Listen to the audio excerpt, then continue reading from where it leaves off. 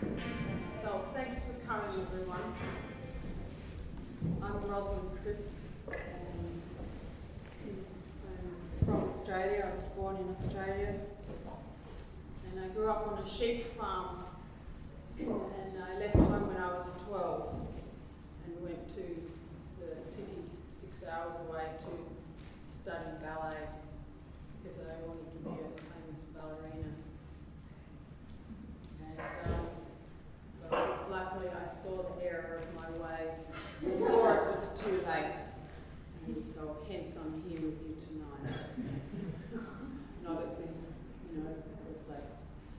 So we're going to kick off with a film, a short film, and the film is called Dance. It's not a reference to Lucinda Childs, but she's there, her dance. But it's Dance with an S because it was made in France, and that's how you spell dance in France. An S. And it was made in a place called Le Frenoir, which is a multimedia extraordinaire centre de recherche in Lille. Come in the north of France. Let them in.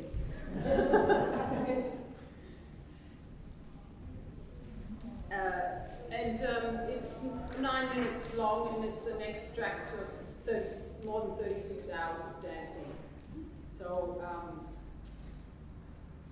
I was kind of put into a film studio, and they said dance, and so I danced, and I danced, and I danced, and when I needed a break, I went outside to my private dressing room and mopped myself down, and then I went back in and danced some more. So there was a lot of dancing. This is just 9 minutes of it.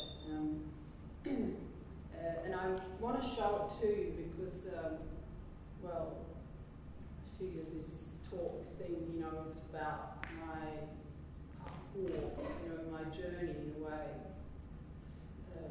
And this film is the best example I have of the kind of mothership of my artistic oeuvre. So, where you go, Maestro.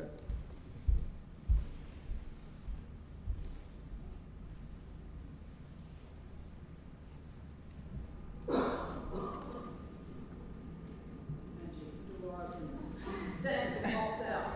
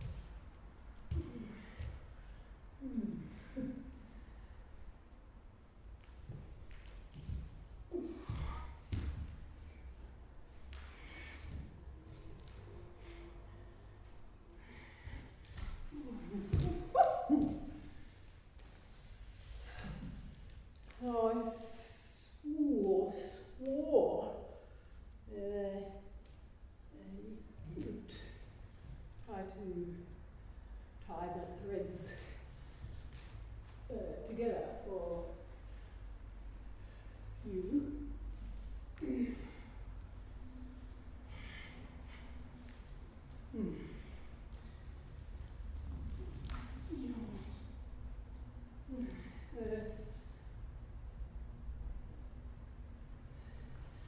So what happened with all that effort, 36 hours non-stop and that sort of thing, I kind of got a whole big bundle of possibilities.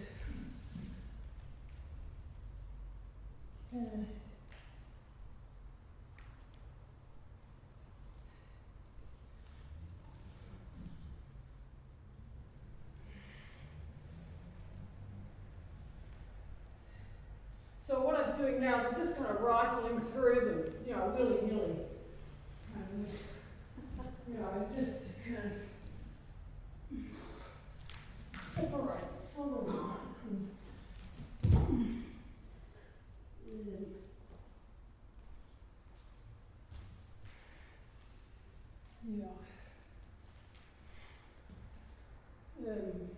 So you, down there, or you could call it a kind of, like, sometimes I used to say it's kind of like a washing machine dance.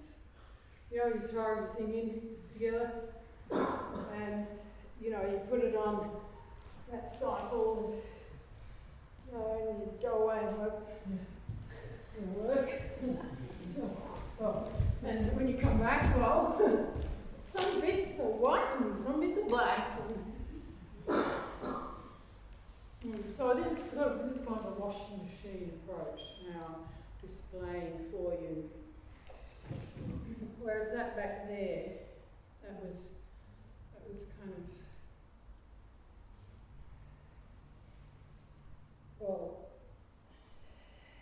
didn't really have any kind of identity then, because I couldn't catch what it was. I just had to dance non-stop really, and hope it kind of squeezed out the end of the tube in someone's butt.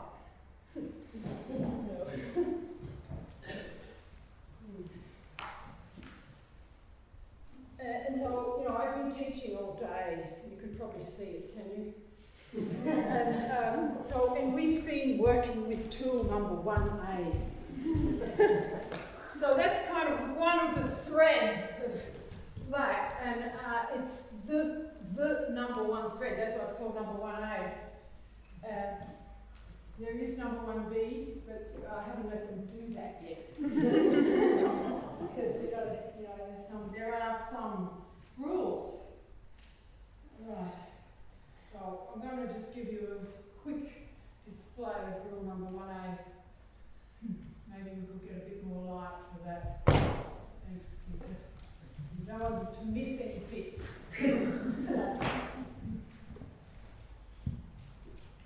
Fantastic, thanks.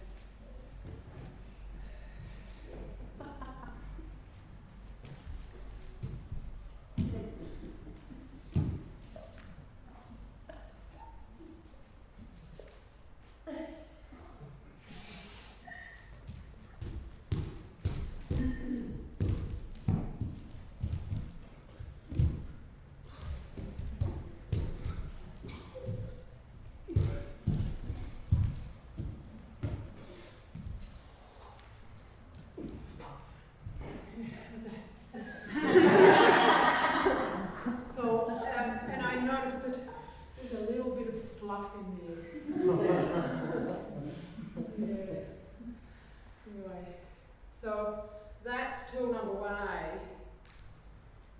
Would you like me to describe it in words? Yes? Yes. Ready with your pen and paper? Alright, pad. It's very simple, it's just one surface at a time. You see this surface, and then this surface, and that surface, and then that surface, and then that surface, that surface, and that surface. Ooh, there's another one in there. That surface, and that surface, and that surface, and that surface, and that surface.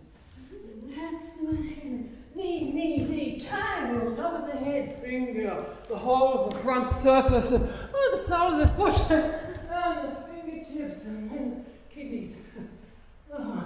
The spine, and then the ear, inside of that leg, like that goes on and on forever. So I actually have been doing it forever, it feels like forever. So that's 2.18, and you can guess, well, it's one surface and it's only one direction. I have to emphasise that.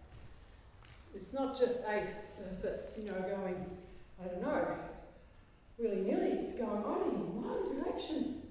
How choreographic is that? One direction. One direction. One direction. Ask, one direction. Stomach, one direction. Yes, that's just one sense, one direction. You can practice it yourself. Easy. And there's a lot of other tools. Of course, that's only number one. There's a lot of other tools. And where they came from, these tools, is from dancing. So, I was dancing away in isolation, deep, dark isolation in Australia, where there's only one dance festival every 2 years. So, you've got to enjoy going into the studio and digging around and entertaining yourself. So that's what I was doing for 20 years. And as my sister says, looking under my own rock. And then I was dancing away there, and just going, what is that? God, that feels good. What is that? Wow, that's so good. Just do that. Oh, dang. What is that? Oh, it's so good, What is that thing? So I was kind of, choreographer was screeching around, up somewhere, actually over there, usually on the left, screeching around like kind of, angry angel going, what are you doing? What are you doing? What are you doing? So I tried to answer her. It wasn't easy, I have to say. She's a hard taskmaster. Some of you might have realised today. So I tried to kind of catch what it was. And before the mothership, that film, I had been, it wasn't I just started dancing then, it was that this thing I do now broke open. Yeah? Before that, I had been setting movements. Do this one, and then we do that one, and then we do that one, or whatever. Set. It's what they call choreographing. I was doing that. So I did have a practice of, catching things that I was interested in. So I'd be having a nice dance, do that again. Do that again. So I would try to catch things by repeating them. Choreography 101. So I had that practice, of kind of catching things and riding her along, screeching angel along with me while I was having a good time. So there were two of us in the room always. And sometimes I would have such a good ride with the dance that I couldn't, I just couldn't catch it or I would think, there was that in, there was a lot of tone in it, and then I was dropping it and catching the tone, dropping it and catching the tone, constantly changing direction and changing level. And I was noticing I was using centre of the body, then extremity, then centre, then extremity. Or, I would start to try to analyse it from what was functioning in it. And then the next day I would come in and go, right, I've got those 5 ingredients. Let's do it. Get to work. Whip. And I would try to do it again, but usually it didn't work. And I realised, well, you probably ate something different that day. You probably watched a bad movie the night before that changed your mood. Probably somebody knocked on the studio door and wanted something they interrupted. So there were all these other ingredients that I would say affected me.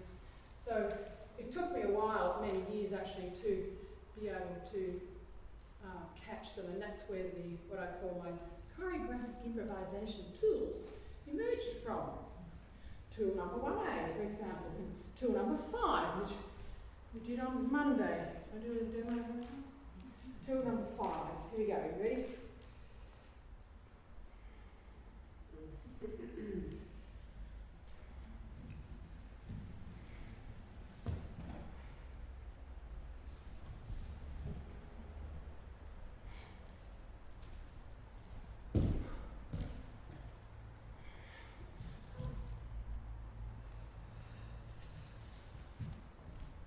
Oh, not very good. I haven't really warmed it up.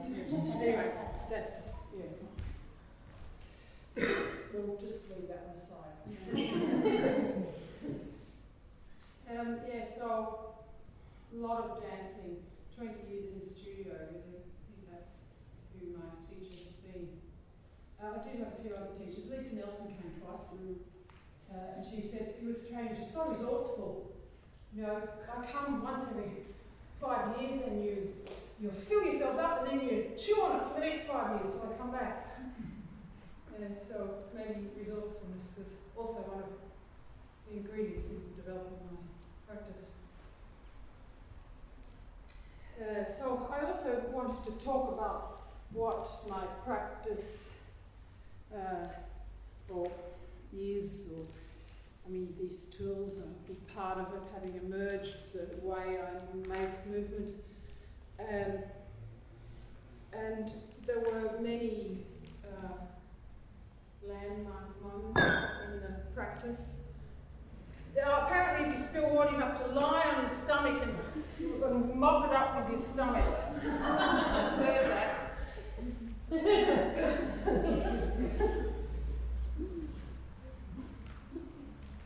Yeah, so these kind of moments in the practice. And so the real,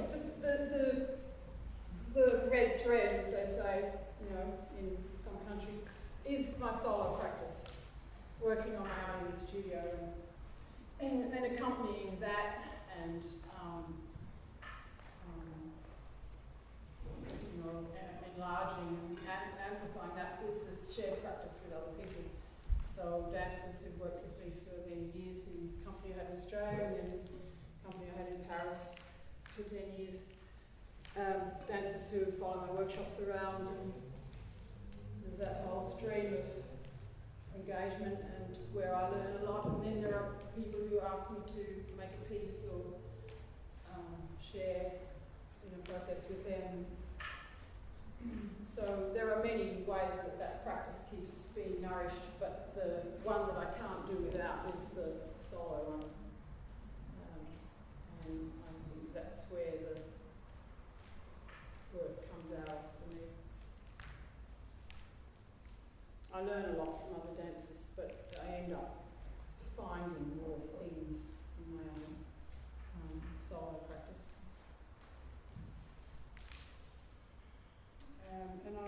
So one thing that I wanted to talk about, and you know, I'll open it up to questions now, of course.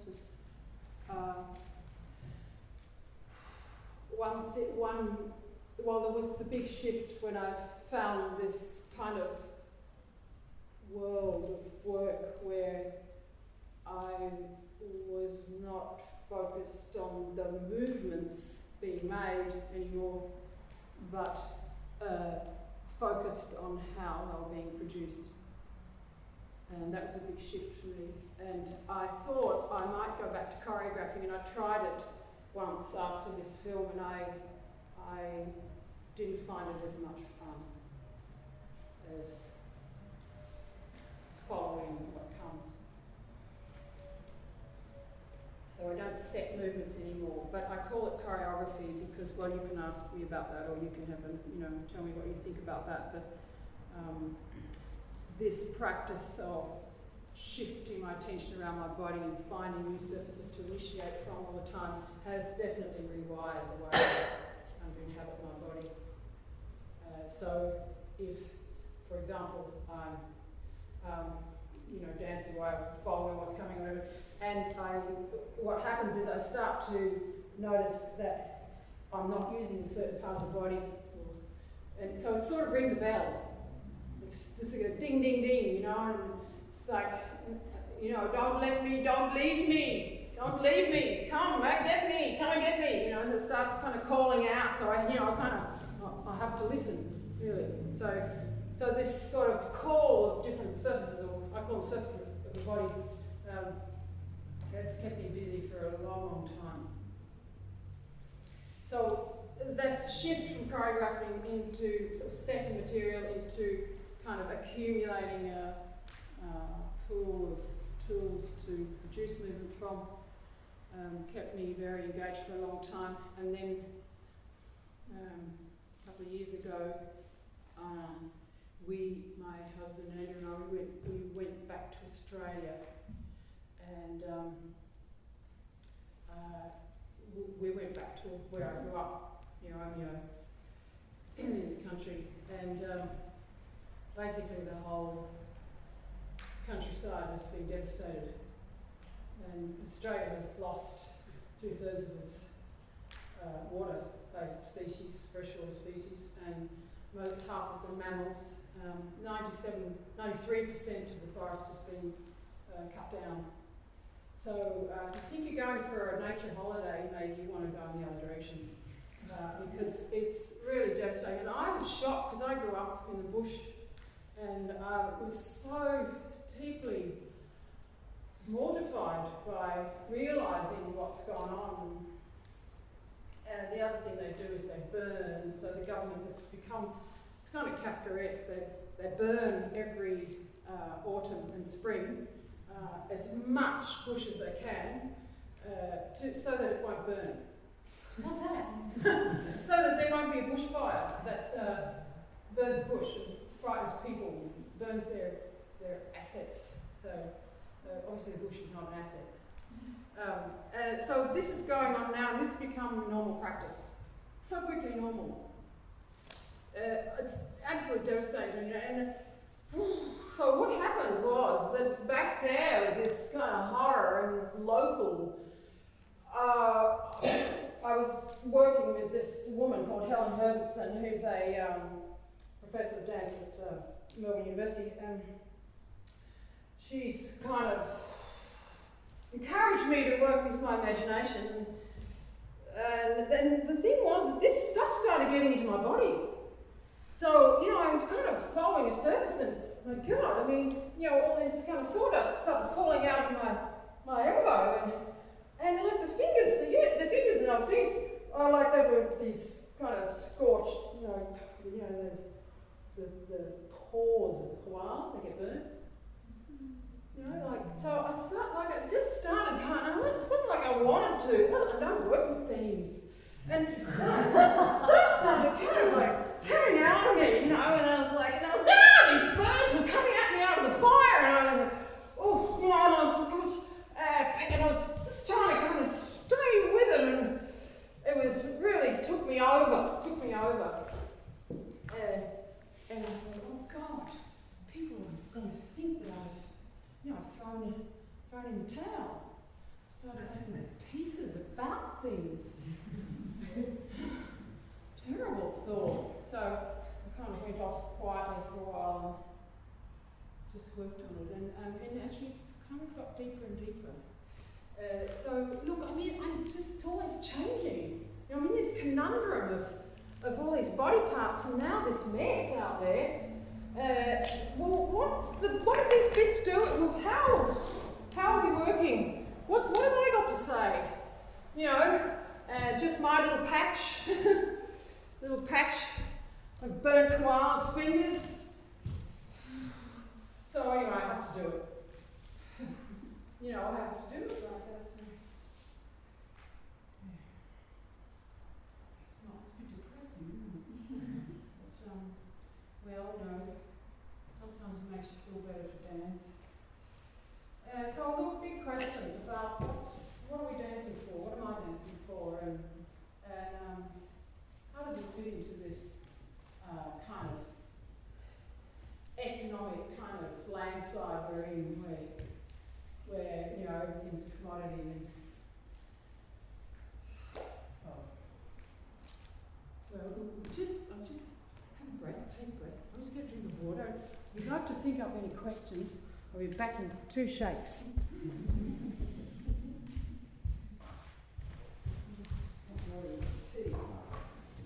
Not supposed to drink these, I've got over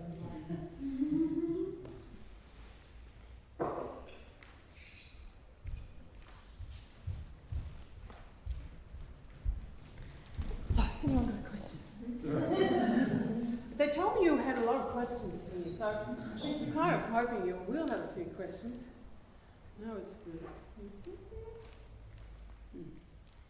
I do have one. Great. See what you like it. What do you think, especially having the experience of being in the workshop with you, when is that moment that the material that is so intimate or so not about your own interest becomes something that you want to share out, or becomes something that is an invitation to get a performance out of that material? From myself or From other practice? dancers? No, from yourself. Yeah. Well, often I don't know, like somebody wants me to do a performance, or I need some money, so I'll make a funding application to make a piece, something like that. So I don't always know what it's going to be, but generally what I do is notice where the practice is now, and try to kind of become more alert to what's already there, emerging from it. And sometimes it takes me a while to, like, I was in Paris for 10 years, and you kind of have to make a piece every year, and I think I'd rather just make one every 2 years, and actually I've stopped making pieces now. So yeah, there's all these sort of questions about, how to give visibility to something, as you say, that's very intimate. And there's a few things to say about that, but this French president, the president of my French association, he always used to say it was like a whale, the whale that's, big whale, not many left I know, but imagine a whale, it's going, on like this through, years and years of, salty water and, research, like a whale, going on and on forever. And then every now and then, the piece comes out. It's a bit like that. Underneath that piece, there's like a whale of work, and a little bit comes out. And the other thing that's happened a lot for me is kind of accidental collaborations. This woman who's producing me in Paris, she said, look, do you think you could make a frontal piece? I mean, these open space pieces with, like they don't sell very well. And you can't fit many people in. Could you make a frontal piece? And what about music? It would help people, a bit of music. So I thought, right. So we went frontal. So I went and I got the loudest rock and roll musician I could find. This amazing Swiss guy called Hans-Wadi Tischhauser, just the absolute genius guitarist. And that man over there, who's an absolute genius performer and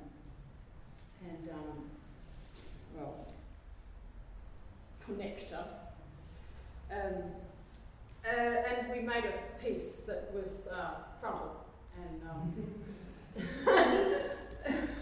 I just did what I do, and they did what they do. And he's old, and I'm old, and Hans-Wadi's old. So and none of us need each other, and we all do our own solos. So we came together, and at the first process, I started to try to treat him like a dancer and go, look, you start, and then I'll watch, and then I'll take over when you pause, or we'll try all these different kind of, group strategies, and that put him in a very bad mood.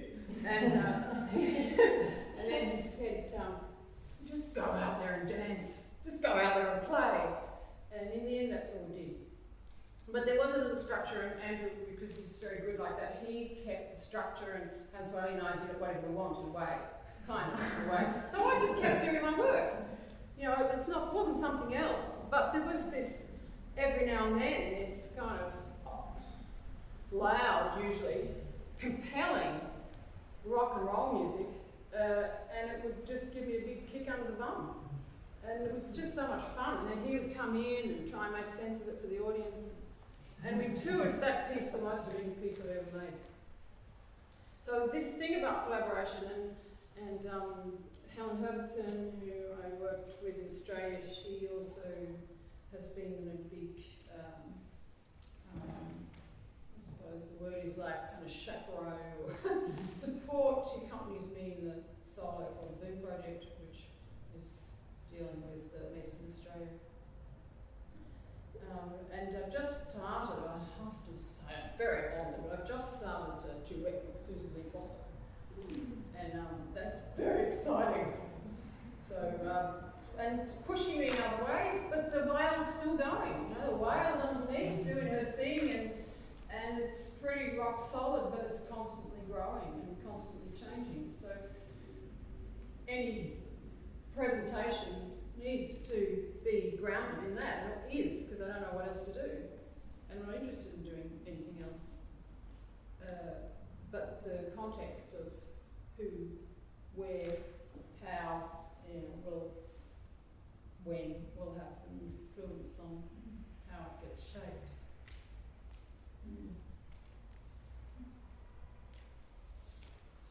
Any questions?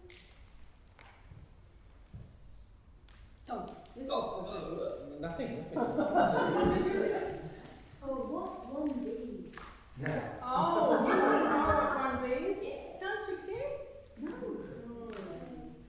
Huh? You're going away. Going away. Yes! Yes, moving away from touch. You know, it's sort of end up out the door pretty quickly. But with moving towards or moving away, it's very, it's fun.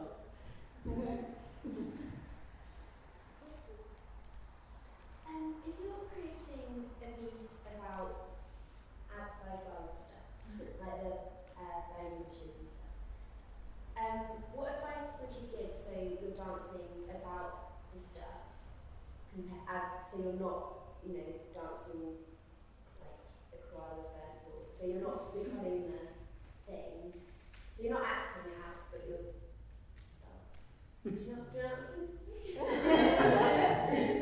Yeah, I think it's the thing you say, it's not. I'm not doing it about it, and I'm not trying to represent it in any way, but I feel often inhabited by it, and I've just been discovering through the wild ways to encourage it through my body. And sometimes it has to do with what I absorb, and I've noticed it has to do with specific local experiences. And I don't know when they'll come up, but so like when that koala thing happened, I was just warming up, rolling across the floor, and I noticed, because it's about noticing, I noticed my fingers glide across my stomach, and because the sort of space was, or the tension was open to what that might feel or mean in a way, or what that could be, without really looking for it. Oof, it's subtle, isn't it? Suddenly it was koala burnt paws, and so there is a kind of actually becoming it often, and I am really interested in that.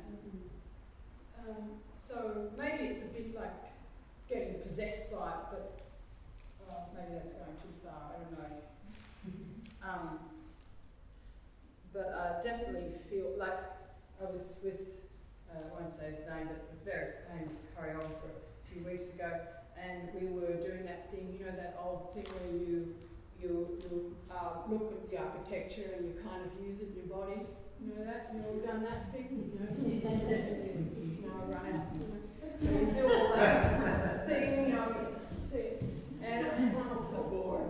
So, and I realised, and I was looking, we were in the theatre, and I was looking at all the seats, that red velvet seats, and I don't want to be a seat, and so then kind of what I did to sort of trigger something more compelling for me, I I realised I kind of become all the upholstery, and I was just like the whole kind of, and I was just, it took over me, and I could go on and on forever, and I thought, oh, it's so interesting, your appetite for, becoming possessed. So I think it is about becoming it in a way, but look, I don't know anything about possession really. I don't know, I'm just following my nose, and as I said, I'm not interested in representing anything, and so, I don't have any advice to give about that. Except that I suppose one of the things that has allowed, well, I keep noticing what the processes are. One of the things that has allowed the disasters to get in has been practice of continually noticing what's occurring, and maybe that resting, fattening up that moment of noticing that thing squishing in there might give me time to imagine, or just so close to letting in things that that concern me in the world. And so it's come bit by bit from noticing what I'm experiencing and allowing that to be a bit fuller. Maybe I'm adding something to it called imagination or memory. My question is sort of the next thing in the line. If you are becoming, you're not wishing to represent, to what extent might some of your possession be legible to the audience? Not necessarily as the much quoted koala fingers, but as something that's specific, or is that that thought is that possession only with you, or does that translate to the audience? I'm not really sure about that, but a few critics who've written, and Susan Foster's one of them, which would be a critic, she wrote an article about it, and another critic in Australia, they were talking about that, so I don't know, and maybe it's because I was talking about it, so, and there was some notes in the program, but I never read program notes, so I didn't really think anyone would read it, but there was a little text about, all the places that have been destroyed near my old home. So, I'm not really sure. I'm finding out about that, what that is, and I don't need it to be so literal. I think it is maybe to do with a sensation or a kind of something you might recognise but not know exactly what it is. I certainly don't want to tell people, well, maybe I do want to tell them. I'm not really sure, I'm still finding out about that.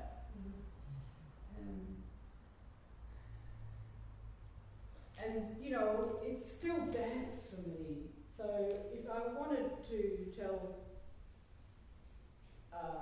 do something about what's happening in Australia, well, it's actually my experience of telling you about it a little bit. It's quite nice because people don't know. So, and nobody knows what's going on in Australia, really. So I do want to tell people the way. So I'm just sort of vying with that myself.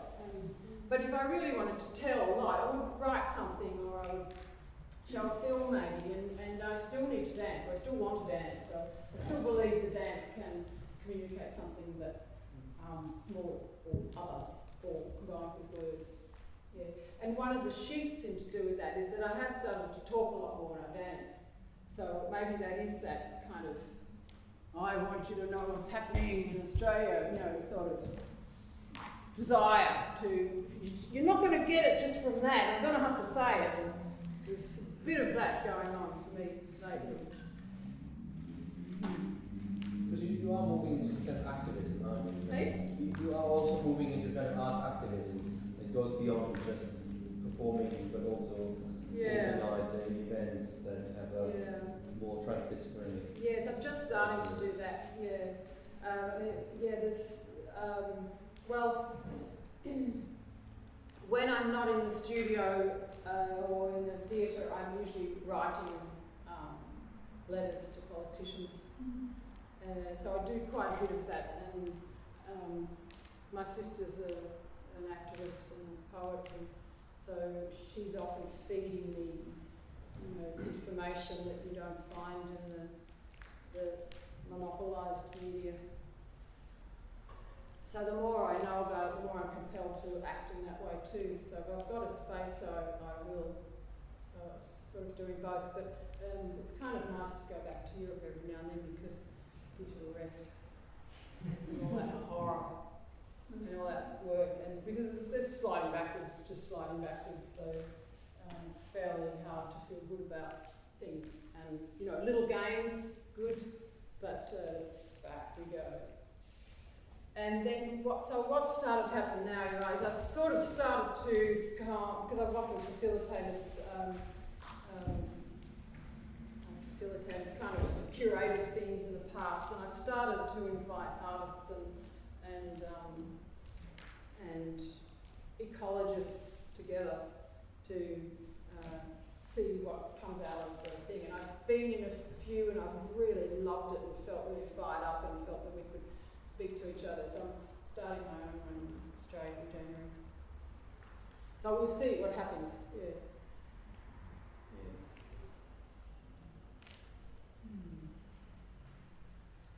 Any other questions?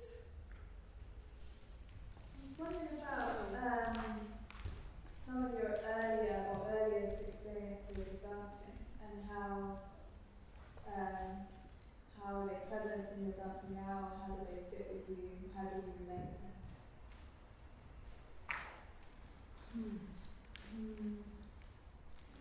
Well, I suppose I'm always in dialogue, or in relationship to them, to things I've learned. My first dancing experience was with my mother out in the back paddock, so I can still remember that. That's quite strong. And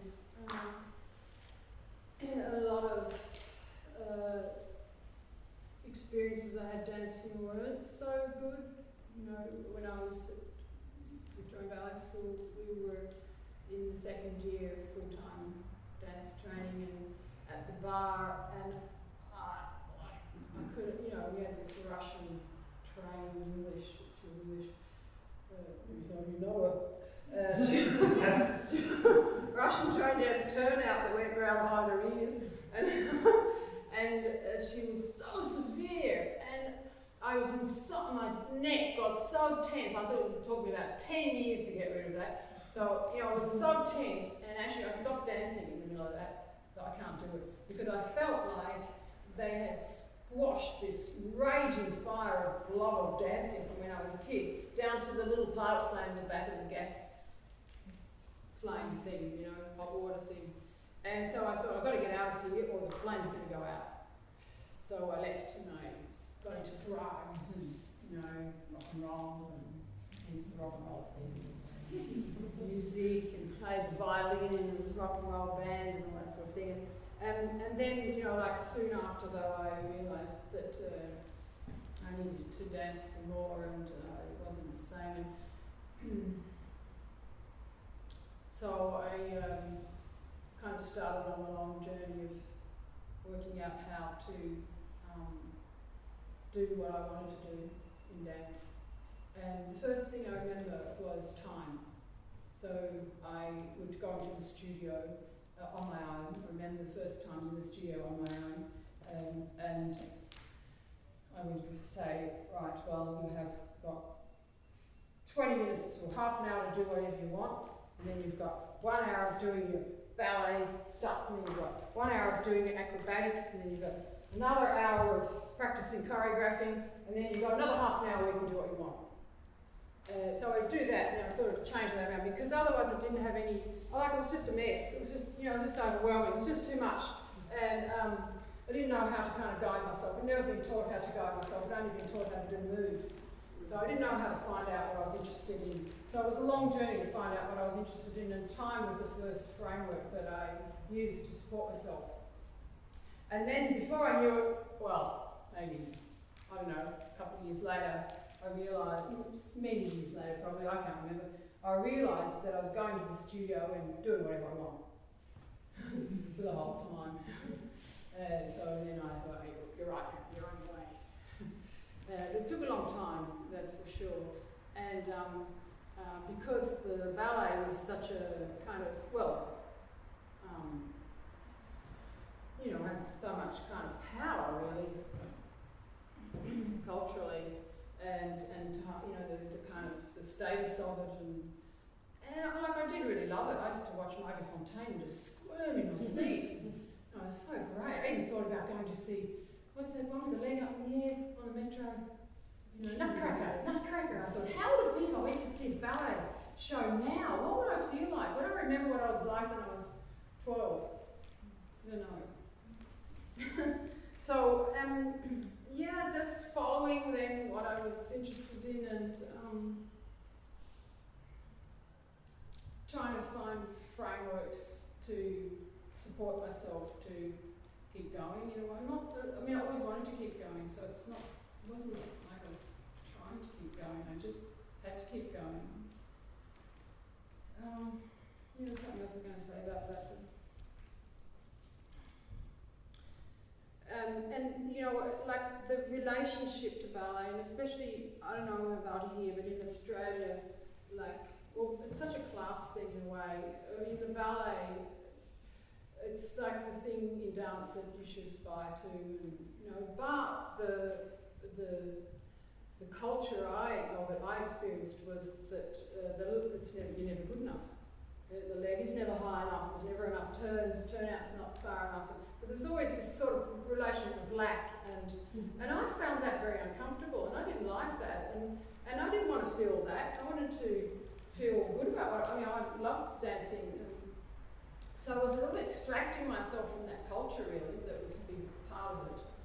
And then finding that, I started this thing called knock dancing. I called it knock dancing, and I know there are other versions of that I discovered when I came to Europe, but the knock dancing was all the bits that happened that weren't included in the dance. So, you know, you get this thing, and it was just that thing, or it was just the wiggle of the heels before you did that thing, or it was just when you went too far. It was just sort of like before or after, or the bits that were not included, you know, and all that stuff. You know, when you see people at the end of the show, and they've gone all tense in their show, and you know, you haven't seen who they are, but you've seen all their legs and feet and stuff, and then right at the end they come out, and they smile, and they look at everyone, they bow, and it feels so good, and you're, well, there they are, there she is, why didn't I see them out there? So that sort of texture of being, you know, growing up in a sheep farm, you know, like textures of being,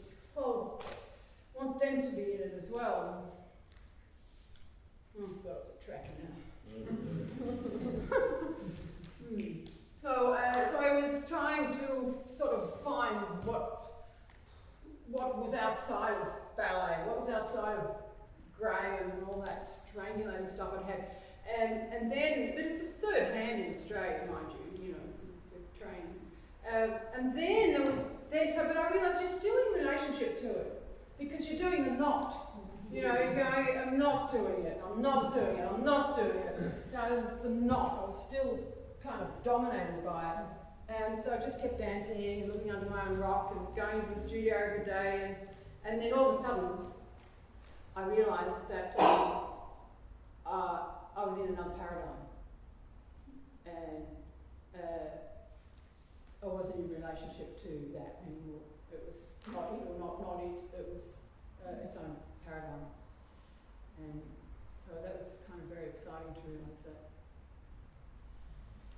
And you know, there are some things from ballet or Cunningham that I think are incredibly useful.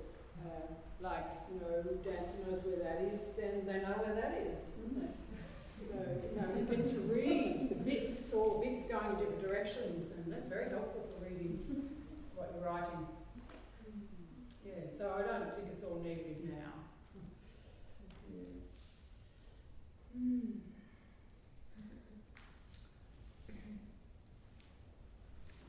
I find how you move is quite impressive and unique. So I'm curious now, me?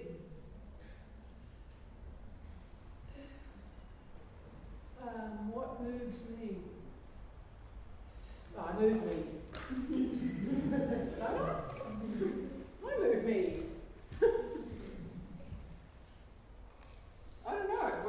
I don't know exactly what you mean exactly. I mean, like maybe in different situations, in different work, different practice, it's always different. But I mean, like in general, like from maybe like what we talk about tonight, also answer some part of it that I'm curious about in general, in your point of view, from since you're young till now, 20 years, how to you or whenever you are moving, dancing, I'm not exactly sure what you mean, but it makes me think about this text I wrote a few years ago, which it's buried in my computer, but where I was writing about like when I was young, I could remember this, needing to dance, and I have no idea where it came from, and so I sort of thought maybe it came from outer space, because I really needed to dance. Maybe I could find it.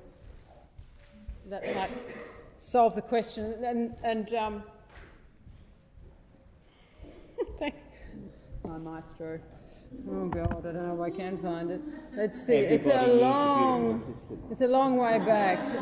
I'm very Yeah, happy you with entertain that. them while I find it. Certainly. Well, you want me to tell you my polar bear joke? It's not very funny, but I tell it in all emergency situations. About the polar bear that walks into the bar. 2009.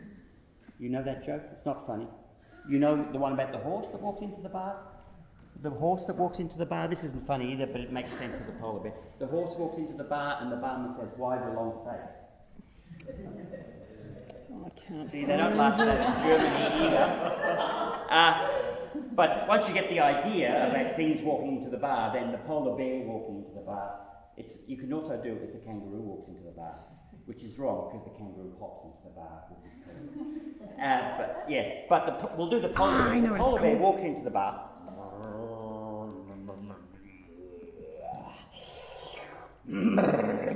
I'll have a beer. And the barman says, "Why the big pause?"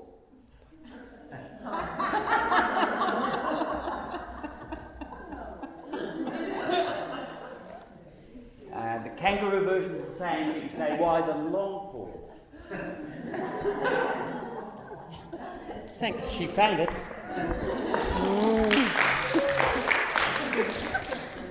Oh gosh, I might start crying. I haven't read this for years. Anyway. It's awful. The story starts in the bottom of the garden at Porridge Flat. That was the farm. I am weeping deeply, uncontrollably for hours. It is 1970 and I'm 12 years old. I will leave home tomorrow to go back to ballet school in Melbourne. Perhaps Mum comes eventually to comfort me, or perhaps I find comfort in the garden or down by the creek between the scrub and fallen logs. The need to dance must have been incredibly strong. I cannot feel where this urge came from, so perhaps it came from outer space. I was only a child when I left home. It was unbearably painful. I have rarely experienced pain like that since. Something got stuck there then, in the bottom of the garden, in the middle of me. It has never gone away. I went back to the farm often, and this healed me, held me back together, held the wee thing that I was. But then the farm fell from the good side of the family. My parents were evicted by my elder brother and his mean wife. I was bereft for years. The thread was cut, and I could not return in the same way to meander by the creek, fossick around the woolshed, roam over the back hills. It's February 2012. My spirit soars back over the farm and the sobbing starts. The deep, deep chest sobbing that my body remembers from that young girl in the bottom of the garden. Awful, isn't it? Sad. Anyway, I don't know, that's my response to your question. Look, I'm going to finish soon because I've got the sign. But Is that enough questions? No. Questions? Well, I had one more, but only if there's some quick. Just in terms of improvisation in performance, if you feel that there's sort of a field or there's other performers or you feel part of a larger part of artists that are working in that way. If it is too... No, well, I mean, I never really think about what I'm doing as improvisation. I just think it's dancing. And so there's a lot of people who've trained with me over the years, and so I like meeting up with them and dancing with them. And then there's sort of a whole lot of people who practice other kinds of, improvisation, if you want to call it improvisation. And so Andrew, for example, and other people that I practice with who also talk or work with other sort of other resources for their performing. There are a lot of people who are practicing, I find, and we sort of have little colonies around the world and meet up with people and practice with them. And it's become a really important part of my practice, actually, to go into a studio with a couple of other improvisers and people who are interested in, creating as they go. And we just warm up and then we watch each other and do solos for each other. And there's a lot of people who do that, I think. So I do feel connected to that in a way. Yeah. Can I read you my manifesto now? Before you fall asleep. It's a little bit old. It's also, it's not that old. It's from March this year. But as things are kind of hurtling along at quite a pace, I'm not sure I'm still connected so strongly to it, but I thought I'd read it to you anyway because I kind of like it. You ready? It's called Ersatz dance. You know Ersatz? It's a German word for replacement. You know, when the train doesn't work, they put on an Ersatz bus. So, Ersatz dance, a temporary manifesto by Rosalind Crisp. The convention dominating the concert dance art world since Louis XIV of reducing dance to set steps has suffocated, silenced and tried to annihilate the complex, indefinable and formless chaos out of which dance arises, deadening this brilliant uncodifiable truth and replacing it instead with an easily palatable shorthand, a poor imitation of the real thing, an ersatz dance. A ghastly mistake, as Georges Braque said about the hard and fast rules the whole Renaissance tradition succeeded in imposing on art. Dancing should be an inquiry, an endless catching of details as they crystallise, of snippets of understanding from a vast well of experiencing. Although accumulations of understanding would occur, these would always be contingent on the day, on the dance, on the moment, returning to the bottomless bank of potential. But set movements, postures and positions lay a concept and concepts, lay a concrete slab over the ever-changing perceptions of the body. These tiny things are what give rise to the shoots and offshoots and deranged particles of a dance, to the material itself. My methods are temporary, contingent on current and accumulated interests, distilled from many and varied experience in dancing. I cannot impose a method or patent my practice because maybe that morning body is available to something else, or the entry is elsewhere, not where it was yesterday. No rules. Art dance has mixed itself up with learning to do things with body. Exercises, practice movements, and learnt pathways are not art. They actually flatten the art. The art gets suffocated and cannot get through because the dancer artist cannot distance herself from the learnt ingrained moves. Dancer artists confuse art making with learning to do patterns with their bodies. Most dance has only snippets of art, of the present moment, where the consciousness of the artist is visible. The rest of it, most of the dance, is unquestioned history. I'd rather an undomesticated body, the scrubby mess that it really is.